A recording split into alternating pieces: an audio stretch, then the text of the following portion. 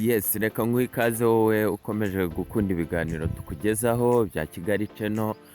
Mbashimira uburyo mukomeje kubisangiza muduha amakomenti mubirayikinga mutwereka ko muturi hafi kandi muri gukunda ubusesenguzi tubagezaho. Ni iby'agaciro cyane. Uyu munsi rero mbazaniye iki? Uyu munsi ngarukanye na breaking news.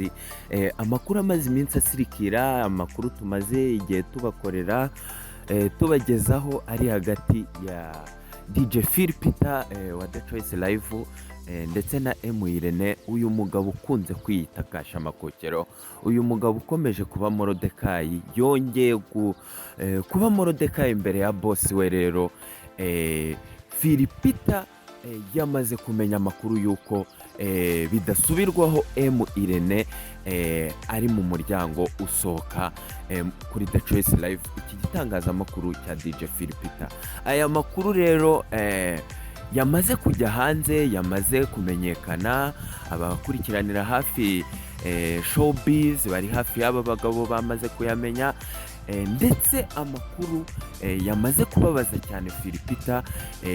Nkwibutse neza ko uyu munyamakuru Philipita wamenyekanye cyane muri uyu mwuga w'itangazamakuru, ugenda yoriyanta kariyeri ye mu bijyanye n'umuziki cyane, ubona ko ariho ari gufokasinga nyuma yaho no gufata iki cyemezo cyo kujya mu muziki cyane.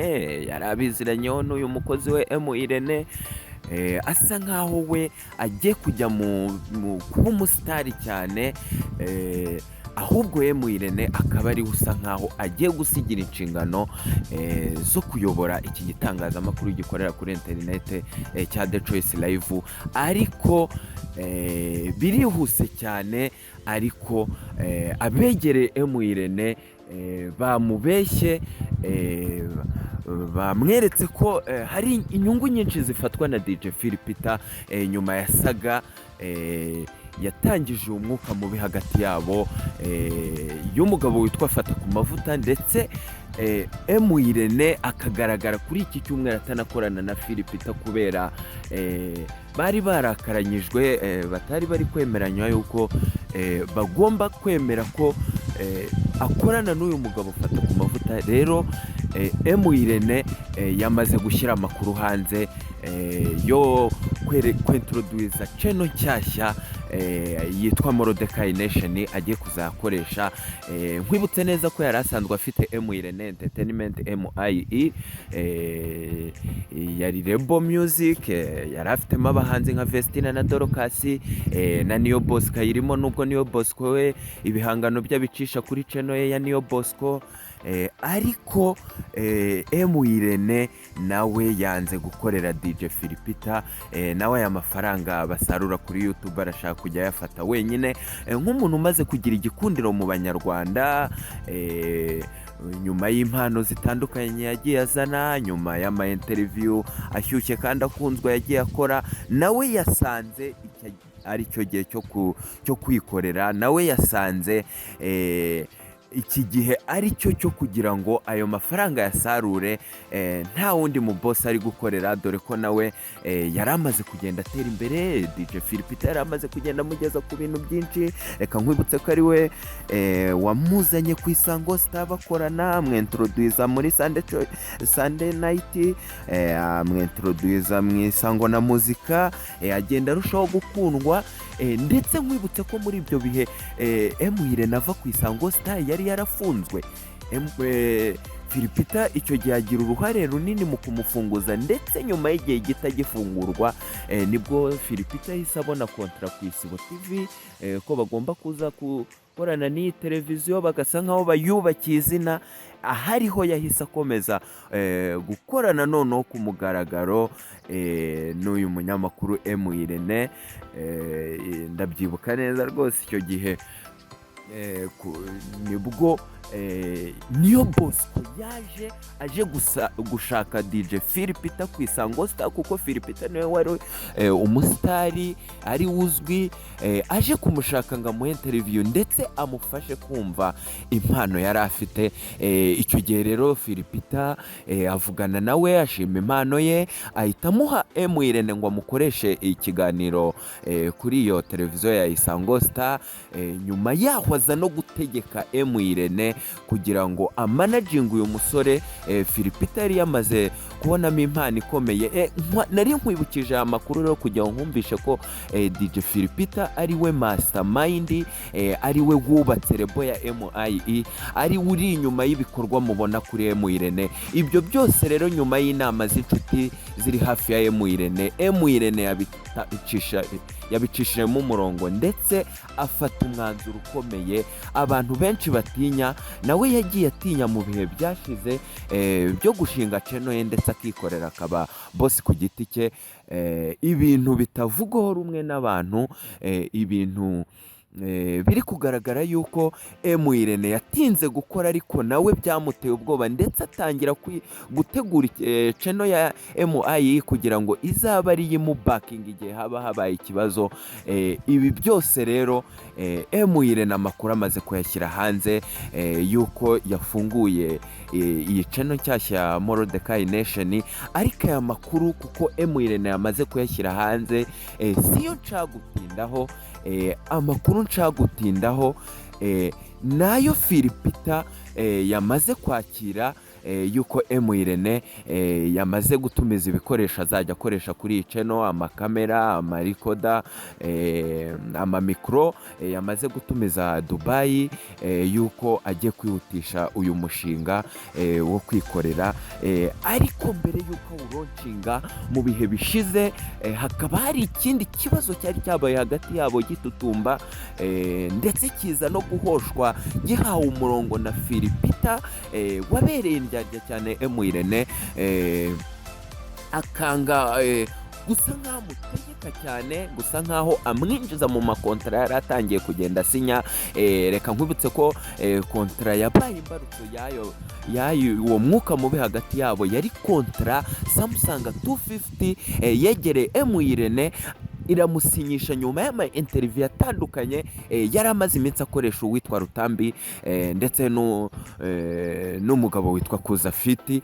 Abanyarwanda bakunda amaversion yawo, ndetse M Irene agaragara asa nkaho yibrandinga ku giti cye. Iyi Samsung 250 rero iramwegera, imuha kontra yo kujya bamamaza mu kiganiro, ibintu Philipita atakiriye neza kuko ari we boss wa Sunday Choice. Asa nkaho amafaranga ataje ku gitangazamakuru ahubwo aciye ku nyamakuru ku giti cye ari we M Irene.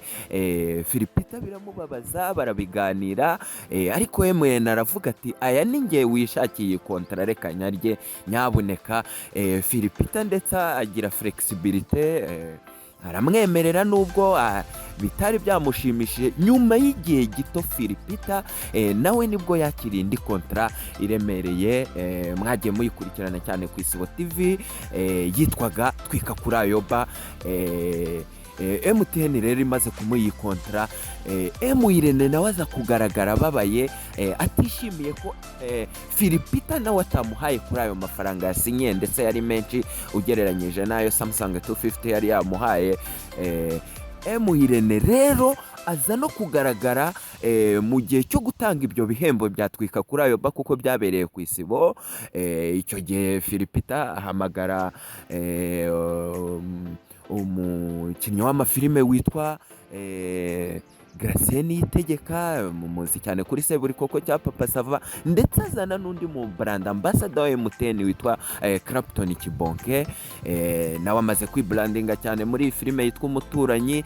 Baza kugaragara batanga ibihembo, harimo n'ikindi gice cyo kubyina. Icyo gihe yitabaje ababyinnyi barimo Titi Brown, yitabaje undi mubyinnyi witwa Sharon w'umukobwa, mwagiye mubikurikirana ku Isibo TV. Icyo gihe rero ayo makuru niyo nari mbazaniye ukuntu izo kontra zagiye zitera umwuka mubi hagati y'uyu munyamakuru M Irene ndetse na DJ Philipita. Umwe akabona kontra nta wundi, n'undi akabona indi kontra nta wundi, kandi bakorana, kandi boss azwi ko ari DJ Philipita. Iyo rero niyo yabaye intandaro yo kugomeza kuzana umwuka mubi hagati y'aba banyamakuru bari bamaranye igihe. Partnership yabo iyi diwo isa nkaho yari yariyongereyemo undi munyamakuru, indi mpano cyashya yitwa Moses Iradukunda, amaze kwinjira rwose muri iki kiganiro cyabo. Ibyo byose rero nibyo byamaze kuzana umwuka mubi hagati yabo, ndetse bitijwe umurindi n'umunyamakuru umaze kugenda avuga amagambo menshi muri industry witwa Fata ku Mavuta Philipita. Mu nkuru zacu z'ubushize twarabibagejejeho ko yashaka kuzana uyu Fata ku Mavuta, ariko M Irene arabyitambika, ariko n'ubundi yari afite uwo mugambi wo kuzatandukana na Philipita, nawe akikorera. Yari amaze kubona umuvuno wa ya YouTube channel, ukuntu akora, ukuntu yinjiza, ndetse amaze gushinga n'indi YouTube channel imaze gukundwa cyane ya MIE. Ibyo rero nibyo M Irene yateguye, ndetse n'inshuti ze cyane zimuba hafi, ndetse zimwereka ko agomba gufungura indi channel ariyo ya Mordecai Nation, akabranding iryo zina rye. Uyu mugabo ukunze kwita Mordecai, amateka ye murayazi, muri Bibiliya. Turi gutekereza ko rwose cyaba ari cyo gihe yuko Mordecai ahinduka Hamani. Sibyo tumwifurije, ariko nibyo biri mu bakunzi babo hanze aha nyuma yuko breakinze ririya tangazo. Philipita rero wamaze kurwara, Philipita wamaze guta umutwe, Philipita wamaze kuyoberwa icyo ari bukore nyuma yuko yari atangiye kuba umuhanzi, kuba umusitari. Ubuzima bw'abasitari murabuzi, kwifunga kwabo, kwirinda kujya mu ma interview cyane, ndetse ubona ko ari gutagetinga uru ruganda rw'umuziki cyane, dore ko yari yaramaze kubaka izina rikomeye mu bijyanye n'ubunyamakuru. M Irene rero, M Irene arongeye abaye kasha makokero. M Irene amaze kumutesha umutwe, amaze kumuhangayikisha, nyuma yuko nawe yamaze gutegura uyu mugambi akoresheje inshuti ye magara, umukameramani ukomeye wa The Choice Live, uyu yitwa Orudado, kuri Instagram yitwa Orudado Prison. Uyu ni inshuti y'akadasohoka y'umugabo witwa M Irene, dore ko yanabanje kuba n'inshuti ya DJ Philipita, kuko niwe bamenyanye mbere ya M Irene. Amuha akazi, ariko mu gukorana agenda arushaho kubaka connection ikomeye hagati ye na M Irene. Uyu Orudado rero niwe M Irene yifashishije amucisha aya makuru yuko yamaze gutumiza n'ibikoresho Dubai, nyuma yuko bagiranye ikibazo kuri iki cyumweru, ndetse DJ Philipita akanga kwitabira ikiganiro gikunzwe cyane gica ku Isibo TV cya Sunday Choice Live. M Irene ahita byuririraho, ndetse akora n'iyi order yo kugura ibi bikoresho Dubai ategereje. Aya makuru yayacishe kuri Orudado. Orudado nawe ayihutira kuyageza kuri boss we DJ Philipita. Philipita gwa mu kantu, Philipita arumirwa, Philipita ndetse ahita atangira gukora operasiyo ikomeye cyane, ariyo nashaka kukubwira, nashaka kukugezaho mbere yuko M Irene asori iyi breaking news. Yamaze guteguza abakunzi be bamukurikirana ko saa 5 zuzuye ari buze gutereka hanze itangazo ryihutirwa, kandi ko nta kintu kiri bumuhagarike. Afite hashtag ivuga ngo simpagarara. Asa nkaho rwose ari gushyiraho igitutu gikomeye uyu boss we DJ Philipita. Amakuru rero nkuzaniye breaking news, aho nashakaga kwitsa cyane n'ukuntu M Irene agiye nawe kurekiritwa n'uyu munyamakuru DJ Philipita. Ibintu twari tuzi mu ruganda rwa siporo, aho twumva ngo umukinnyi ngo ararekiritwa, aho twumva ngo ikipe yagiye kurekirita umukinnyi, kandi n'ubundi nyuma y'iyo rekiritwa kiritoma izajya imuhemba nyuma y'uko Philipita abonye ko M Irene agiye yaba asenye Sunday Choice. Nyuma y'aho M Irene yamaze gutambuka Philipita mu gikundiro, Philipita yamaze gutegura miliyoni ku meza zigera mu 8 agiye gufunga muri envelope akazihereza uyu mugenzi we M Irene kugira ngo apfubiranye umugambi wo kugira ngo batandukane, wo kugira ngo asenge iki kiganiro cyaruhije Philipita kandi ase nka mudeviye muri ya mpano ye, muri ya kariyeri yaratangiye kubaka y'umuziki yari yashaka kwifokasingamo cyane. M Irene rero uyu nawe amaze kugenda yubaka legacy cyane muri ibi bintu byo gutegura, aho ateguye rero DJ Philipita ntibize kubatangaza rero, ntibize kubatungura.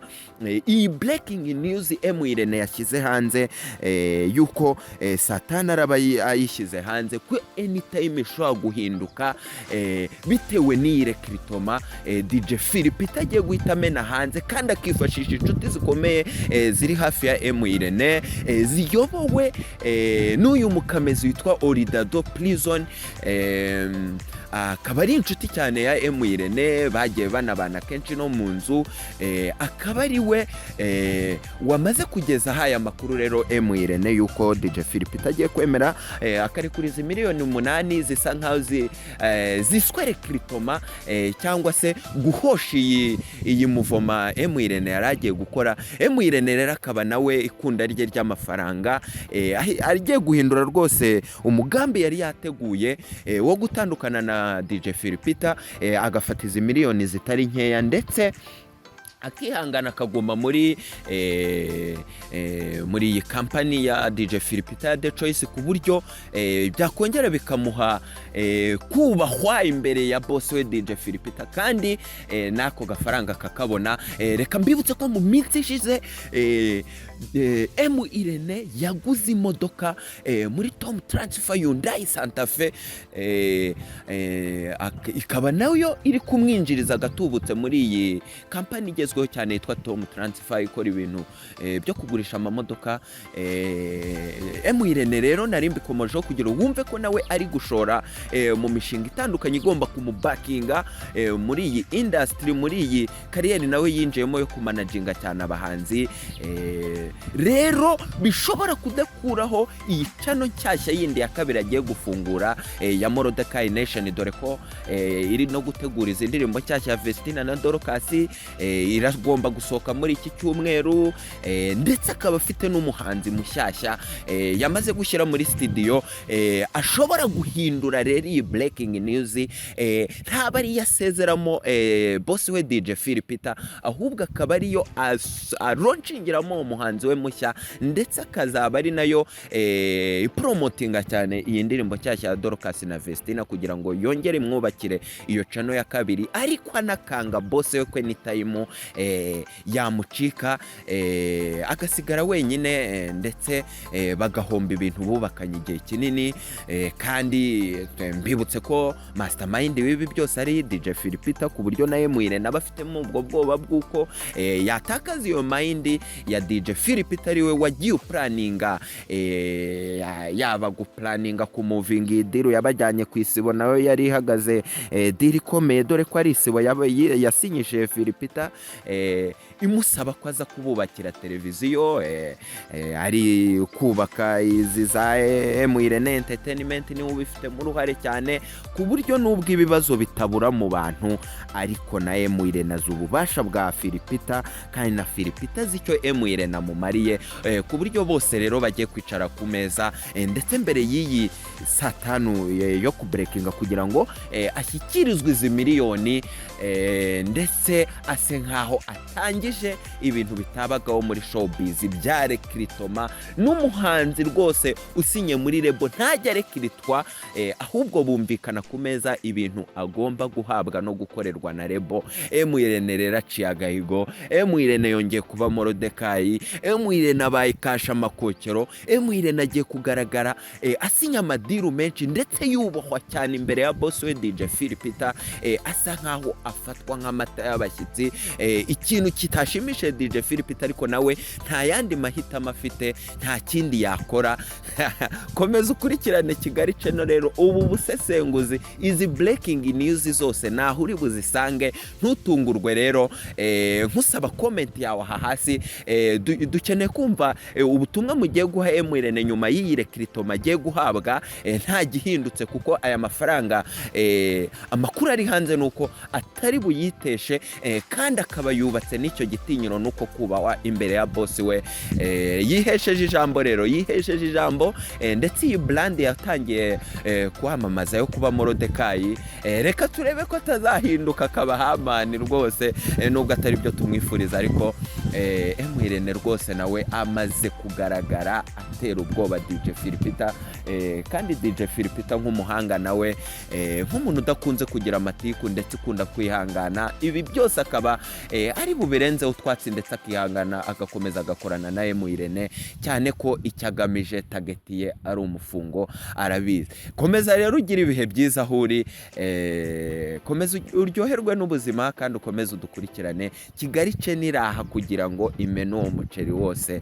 Ciao ciao.